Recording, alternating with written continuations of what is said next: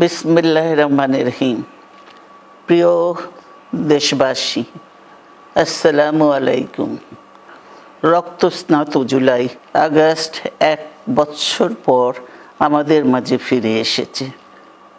দীর্ঘ 16 বছর ফ্যাসিস্টদের নির্মম অত্যাচার, নির্যাতন, গ্রেফতার, হত্যা, খুনের মাধ্যমে গণতন্ত্রকে ধ্বংস করে এবং এক দলীয় শাসন ব্যবস্থা চিরস্থায়ী করতে চেয়েছিল আওয়ামী শাসক গোষ্ঠী। ছাত্র জনতার সম্মিলিত অভ্যুত্থানের মধ্যে দিয়ে ফ্যাসিবাদদের পতন ঘটেছে।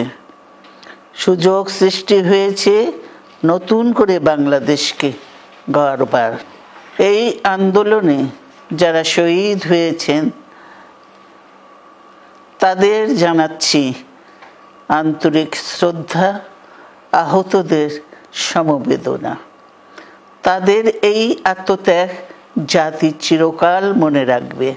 গুম, খুন, বিচার বহির্ভূত হত্যার শিকার যারা হয়েছেন তাদের তালিকা প্রস্তুত করতে হবে।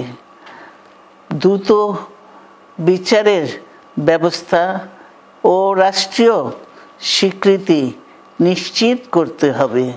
প্রতিটি পরিবারের সম্মানজনক পুনর্বাসন ও নিরাপদ ভবিষ্যৎ নিশ্চিত করতে হবে। প্রিয় দেশবাসী,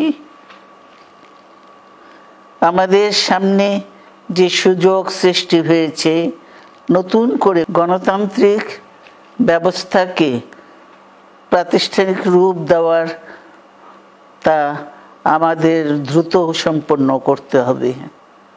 কর্মসংস্থান সৃষ্টি করতে হবে, জনগণের নিরাপত্তা নিশ্চিত করতে হবে। সর্বোপরি বাংলাদেশের স্বাধীনতা, সার্বভৌমত্বকে রক্ষা করতে হবে যে কোনো মূল্যে। বীরের এই রক্তস্রোত, মায়ের অশ্রুধারা যেন বৃথা না যায় তা নিশ্চিত করতে হবে। ঐক্য বজায় রাখতে হবে। আসুন আমরা সবাই মিলে শহীদ জিয়ার স্বপ্নকে বাস্তবায়িত করি কোটি মানুষের নতুন বাংলাদেশের নির্মাণের স্বপ্নকে। আল্লাহ হাফেজ। বাংলাদেশ জিন্দাবাদ।